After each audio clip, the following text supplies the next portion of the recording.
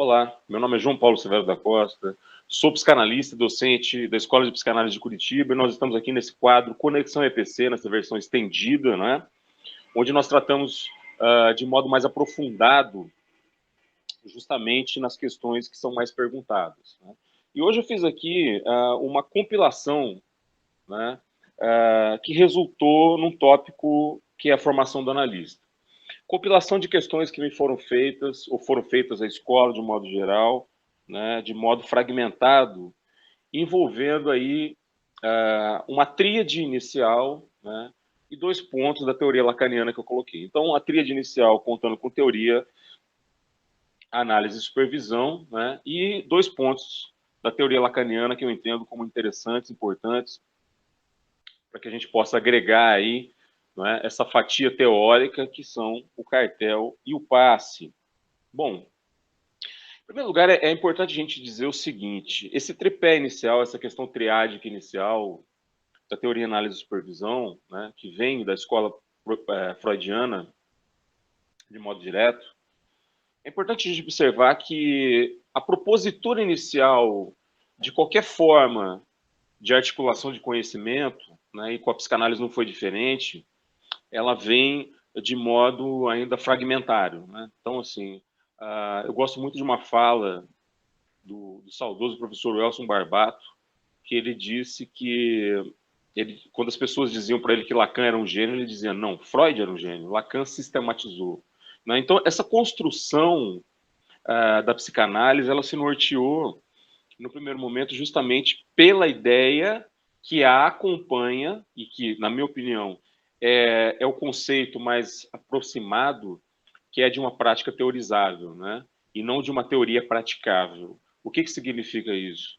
Que a construção da psicanálise ela é feita de modo artificial. O que significa essa artificialização?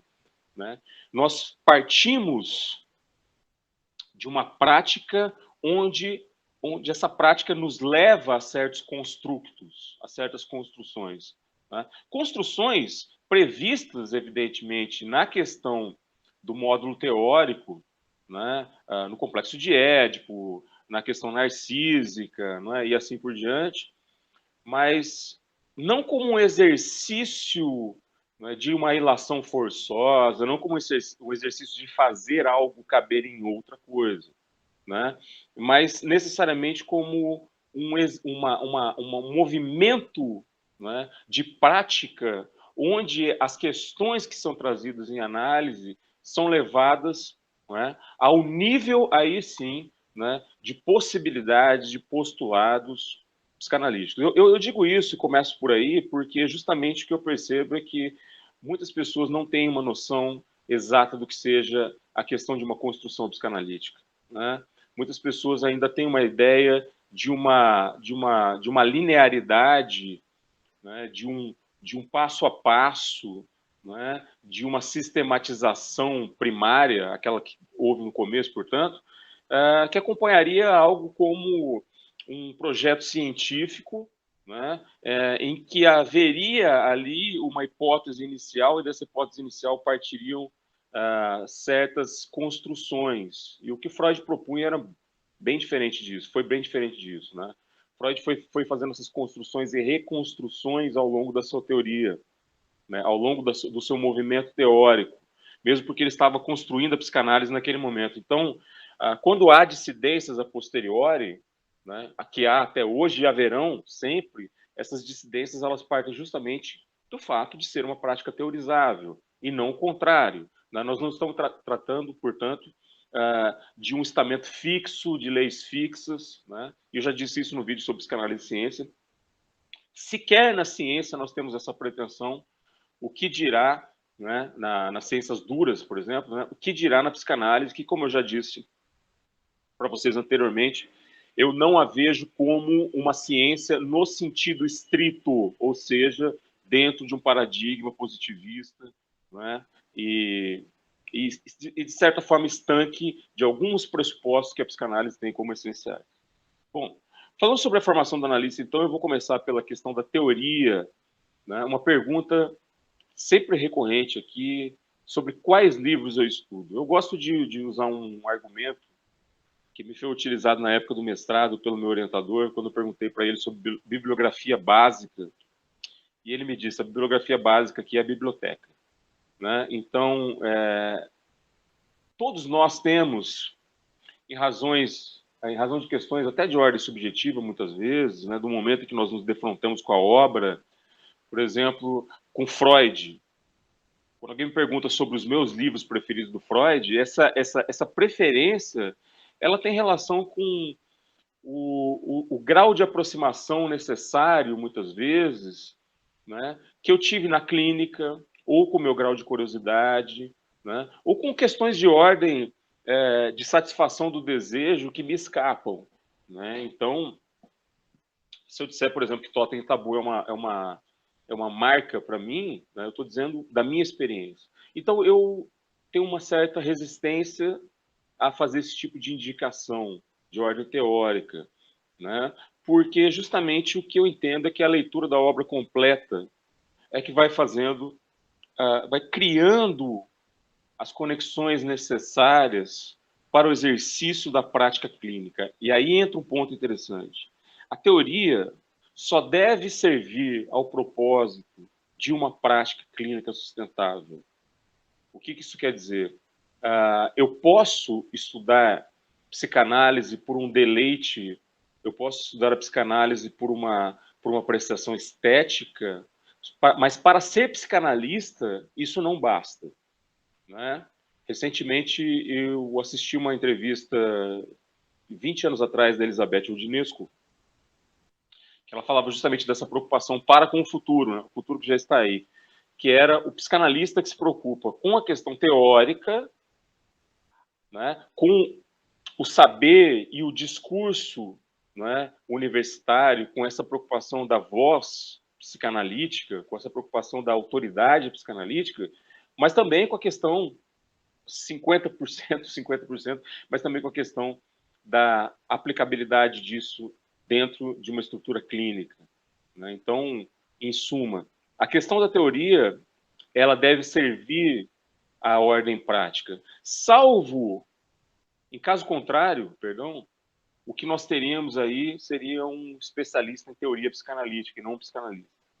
Né? O psicanalista, ele tem a teoria como uma correspondência a um arsenal de informações, com uma correspondência a uma estruturação da ordem, né, da prática, mas não ela como objetivo em si. Né? Não o conhecimento teórico como um objetivo em si. Como eu disse anteriormente, caso contrário, nós teríamos aí uma experiência, não é, de adensamento intelectual e não uma experiência, né, de uma prática clínica sustentável. O segundo ponto é a análise em si. Né? Eu acho que é importante ressaltar sempre uma questão. Não há analista sem um analisando. Né? E quando eu digo isso, eu não estou falando da relação do paraanalítico, da construção do paraanalítico, eu, o analista, e o indivíduo analisando. Mas eu quero dizer que não há um analista que não seja analisando, que não esteja na posição de um analisando, que não esteja na constituição de um analisando. Né? Veja bem, a questão do percurso da formação psicanalítica, tal como Freud preceituou, né, colocando a possibilidade da psicanálise para o leigo, não a constituindo como um tópico teórico, como pertencente a uma grade curricular, no sentido acadêmico. Né? Eu estou falando de formação, não estou falando de pós-graduação, nem nada disso. Eu estou falando de formação. Né? Se sustenta, entre outros fatores, justamente na antevisão da imprescindibilidade da prática clínica. E essa prática clínica começa pela minha posição na qualidade de analisando. Se eu não for analisando, eu não posso ser analista. Né? Porque justamente a análise feita por um profissional, não a autoanálise, né? Mas a análise conduzida pelo sujeito que se encontra na posição de analista, é que me faz refletir acerca dos meus processos de resistência. É o que me faz pensar acerca, refletir acerca, ou fazer emergir a questão inconsciente no que diz respeito as limitações dessa possibilidade na estrutura do desejo, né? Então, para que eu possa me formar como analista, eu preciso fazer análise. E isso é indispensável, não há uma possibilidade de não fazê-lo, porque na condição de não fazê-lo, eu me ponho na condição de não sujeição. E se eu me ponho na condição de não sujeição, eu não posso analisar ninguém, né? A análise é quebra, e essa quebra começa pela figura do analista. Então, para além das questões que até já foram trabalhadas aqui, por que Freud não fez análise, etc. Então, nós já sabemos por quê, já foi discutido isso. É imperioso essa observação por parte do candidato. Nós somos candidatos à análise e analista o tempo inteiro. A figura do analista só existe a partir do momento em que ele vai se colocar nessa posição, ou seja, que ele terá analisando, e para que isso aconteça, para que a análise não se torne um modo cíclico e repeticional, não é, de contratransferência constante, não é, um modo cíclico e repeticional de uma ausência do fantasma dentro da clínica, dessa ausência, dessa impossibilidade do silêncio, dessa impossibilidade da estrutura narcísica se sobrepor à figura do analisando. Se eu não faço análise, eu não posso ser analista. Então, essa condição é uma condição absolutamente indispensável, né? Assim como todas as outras que eu vou elencar aqui. Terceiro ponto é a supervisão. Na qualidade de supervisor, eu acho interessante eu colocar aqui uma questão. O supervisor ele não atua dentro da condição, primeiro, de um caráter determinista quanto à sua fala, e segundo, na qualidade de um analista do seu supervisionando. Então, com relação ao primeiro ponto, o supervisor faz uma supervisão, uma sobrevisão, ou seja, ele cria uma nova possibilidade, né, de um prisma, através de um prisma dialógico, prisma do diálogo, para que se possa revisionar aquilo que está sendo colocado. Isso, de certa forma, tem uma ligação evanescente, mas tem uma ligação com a questão do cartel, que eu vou falar daqui a pouco. Não pelo cartel, não pelas estruturas em si, que são bem diferentes, mas pela questão da possibilidade de uma avaliação sistêmica, de um olhar sistêmico acerca daquelas questões. Justamente pelo primeiro ponto. Nós temos teoria para servir à prática, e não o contrário. Não é? Então, esses encaixes e esse exercício de investigação que a análise proporciona, esse exercício de dedução que a análise proporciona, ele se apresenta por N caminhos. Né? Ele se apresenta por formas bifurcadas constantes. Dentro desse emaranhado, vamos colocar assim, dentro desse novelo informacional, né, das questões que se apresentam na fala do analisando. Então, a supervisão é indispensável por isso. O segundo ponto é que o supervisor não pode ser o analista, do seu supervisionando. Porque caso isso aconteça, haverá uma interferência direta, né? Eu estou falando na mesma situação, eu digo na mesma sessão, né? Supervisão acontecer análise. Porque se isso acontecer, o que ocorre é uma quebra das estruturas discursivas. Né? Se eu ministro uma aula simultânea ao fato, né, de estar analisando uma causa que me é transmitida, não a pessoa do analisando em si, mas a pessoa do supervisor, né? Se eu estou analisando o caso da figura A, que me é trazida pelo meu supervisionando, e simultaneamente eu estou tecendo um construto investigatório acerca da fala dele, eu vou ter evidentemente um conflito discursivo, né? Pela própria posição em que eu passo a ocupar uma posição de alternância que não é saudável para a estrutura de supervisão, né? Então, essa confluência de papéis ela não pode acontecer. Tá? Não tenho nada contra o indivíduo que é analista e supervisor ao mesmo tempo. Tá? Não vejo isso como um problema, desde que isso seja feito em momentos distintos. Tá? Ser um analista e o supervisor de alguém. Desde que isso seja feito em momentos distintos. Agora, quando há uma interferência, quando há uma congruência entre esses papéis, dentro de um mesmo módulo, dentro de uma mesma sessão, dentro de um mesmo fragmento temporal, aí eu entendo que a supervisão será altamente prejudicada. Então, esses 3 primeiros pontos que eu falei são os pontos da tríade básica com relação à questão da formação do analista. Sempre lembrando aqui até um lugar comum que o analista se faz por esse percurso, né? E não por uma relação objetica, né? com essa simbolização de sou ou não sou um analista em razão do diploma ou em razão de qualquer outra coisa dessa ordem, né? Esses pontos, os diplomas de pós-graduação, os certificados de conclusão de curso, eles são marcadores numa trajetória.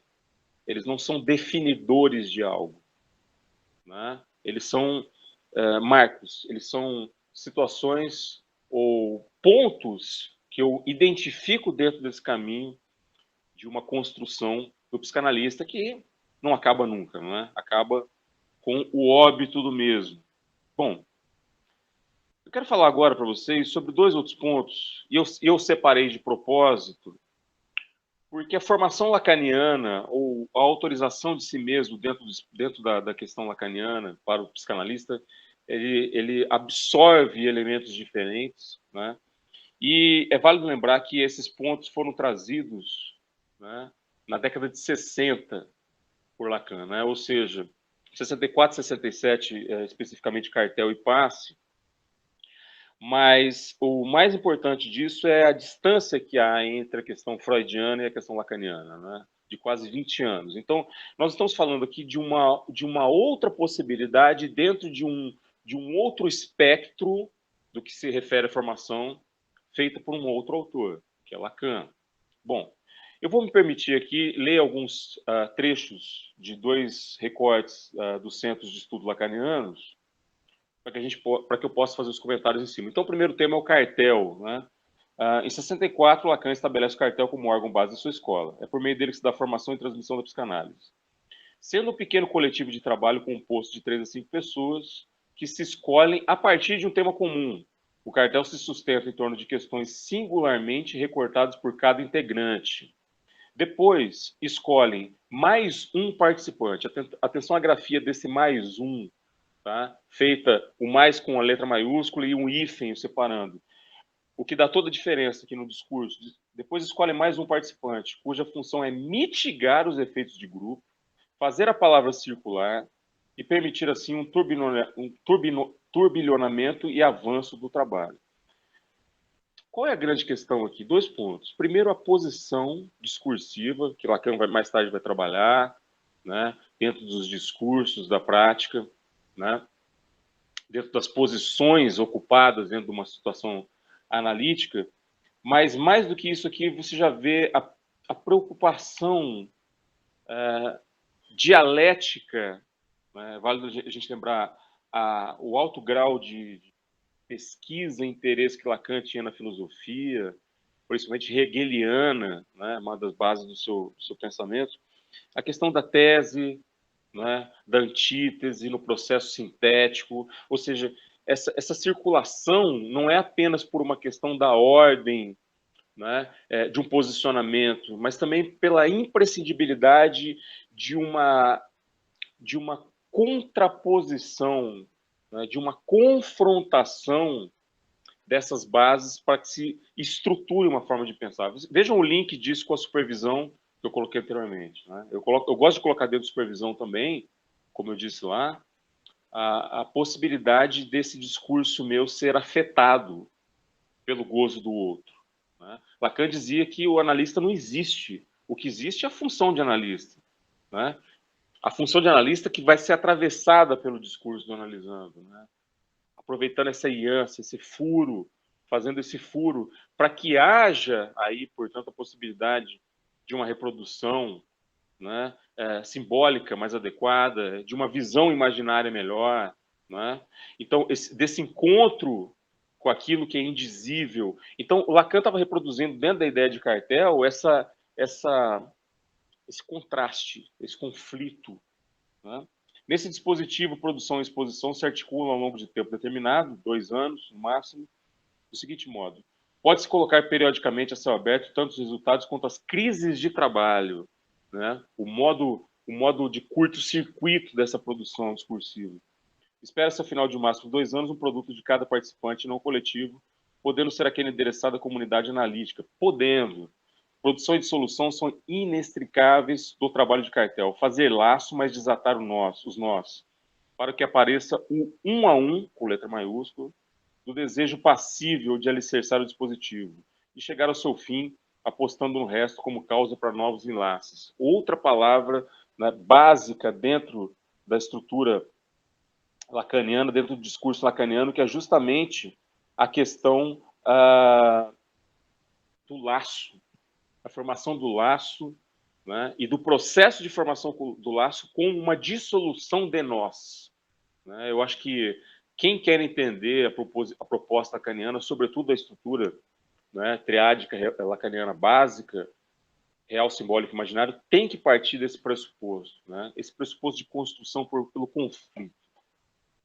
Aí reside o ponto essencial, né, de um viés cultural do qual Lacan é herdeiro, que é o viés da contradição, é o viés do falar pelo não falar, e é o viés da desmistificação, né, que é, evidentemente, uma base sustentáculo da sua estrutura sistêmica, né, da sua condição doutrinária, da condição doutrinária lacaniana. Né? Eu sempre digo isso para os meus alunos: pensem em Lacan a partir da sua metodologia. Procurem compreender Lacan a partir dos seus postulados metodológicos e da mudança que ele sofreu ao longo do tempo, que não foram tantas assim, ao contrário do que se pensa, e não a partir da fala de Lacan. Né? Pensar a partir desta condição estrutural, dessa construção, né, que ele procurou dar de ordem metodológica ao seu pensamento, é bem mais interessante. E entender esses conceitos básicos, como cartel, por exemplo, fazem parte, né, desse repensar, né, de uma construção narrativa lacaniana. O segundo ponto que eu quero destacar aqui, dentro da estrutura lacaniana, é a figura do passe. Também me vale aqui do texto, né, gentilmente oferecido aí pelo Centro de Formação Lacaniana, que diz o seguinte: o dispositivo do passe foi proposto por Lacan em 67, 3 anos após sua exclusão da IPA. Mais especificamente, ele apresenta sua magistral proposição de 9 de outubro, no qual abre novamente o debate sobre a questão da análise didática. Né? Lacan propõe o passe como um dispositivo inédito que visa interrogar a análise do analista, ou seja, a passagem do psicanalizante a psicanalista, e oferece aos psicanalistas uma possibilidade de pôr à prova o ponto de finitude do percurso de uma análise, especialmente aquele que permite a virada de analisante-analista com a emergência do desejo de analista. Olha como a importância que Lacan dá à análise. Né? Eu sei que isso é básico para quem já está familiarizado com a questão lacaniana, mas olha como ele coloca isso como um turning point, como um ponto de virada. Né? O analisante se tornar analista. Vejam, ele não está falando o teórico que se torna analista, ele está falando do analisado, né? Da figura do indivíduo numa relação fractal, fragmentada, residual, né? Se convertendo em uma nova posição discursiva, se sustentando em um novo elo discursivo, um novo laço. Esse dispositivo está referido à tese Príncipes de Lacan, em seu ato. O psicanalista não se autoriza senão por si mesmo. Né? Ao contrário do que essa frase é muitas vezes veiculada de forma errônea, né? O que essa frase quer dizer? O psicanalista não se autoriza se não por si mesmo. Ele tá construindo aí uma figura da oposição, mas de uma oposição auto-instruída, de uma oposição autogerenciada, né? De uma superação de um obstáculo ou de um pretenso obstáculo que há entre um discurso e outro discurso, né? E é por isso, precisamente, que se faz necessário um controle, já que essa tese não implica, entretanto, que qualquer um pode ser psicanalista, porque não pode, né? O fato é esse. Dentro de um pensamento lacaniano, esse limiar, esse bordejamento entre essas figuras e a sua ultrapassagem, né, é que vão dizer mais de si acerca da condição do psicanalista. O dispositivo está construído sob o modelo de Schiff, o passe. O analisante, nomeado passante, que tem a convicção de ter chegado ao fim de sua questão de analisante, se oferece para dar testemunho de sua passagem a analista. Ele o faz diante de dois passadores. Os passadores, por sua vez, são designados por seus analistas, que, em função do momento preciso dessas análises, os consideraram aptos a escutar aquilo que atesta a virada a analista no testemunho do passante. Então, Lacan, ele gosta de se colocar dentro dessa posição, de uma cosmogonia do discurso, de uma ligação não clara, mas existente, não é? Entre os domínios do simbólico e entre os sujeitos passantes dentro do simbólico, de uma construção feita a partir do pequeno outro, né? De uma construção feita a partir dessas entrâncias, né, da linguagem, que são, por sua vez, observadas a partir de uma figura que a gente pode chamar, né, de o grande outro. Então, o grande outro fornecendo esse universo, e ao mesmo tempo um universo da linguagem que tem que ser, de qualquer modo, furado, que tem que ser, de qualquer modo, atravessado, que tem que ser, de qualquer modo, contestado. Evidentemente que esse vídeo não tem a pretensão de exaurir esses assuntos, sobretudo na questão do cartel do passe, né? Isso implica ao estudante de psicanálise que se infiltre dentro desse meio teórico para que isso possa ser produzido, para que isso possa ser conhecido. Agora, mais do que isso, o importante a função principal desse vídeo foi essa demonstração de uma configuração de uma tríade dentro de uma formação mais clássica e esses postulados que são colocados a posteriori, né? É claro que todos, não posso dizer todos, mas muitos psicanalistas contribuem com o passar do tempo, como André Green, por exemplo, como Bion, entre vários outros, contribuem para novas possibilidades, como adendos ou como anexos a essas questões de ordem informacional, porque o tempo vai passando e a experiência vai aumentando, né? Mas o que a gente tem aqui, foi colocado nessa conexão de hoje, é um retrato, um panorama, vamos colocar assim, daquilo que nós podemos entender como imprescindíveis, né, para um olhar e um repensar acerca do nosso próprio processo de formação enquanto psicanalistas, né? Um processo que, como eu disse antes, e como já foi dito inúmeras vezes, só finda com o óbito, né? Ele não tem um ponto final a se chegar, né? Essa é a grande magia, né? Esse é o grande encantamento dentro desse processo de construção. Eu espero que você tenha gostado desse vídeo. Mande suas dúvidas para aprofundamentojp@gmail.com, né? E estaremos aqui novamente daqui 15 dias com mais um Conexão EPC. Um grande abraço a vocês.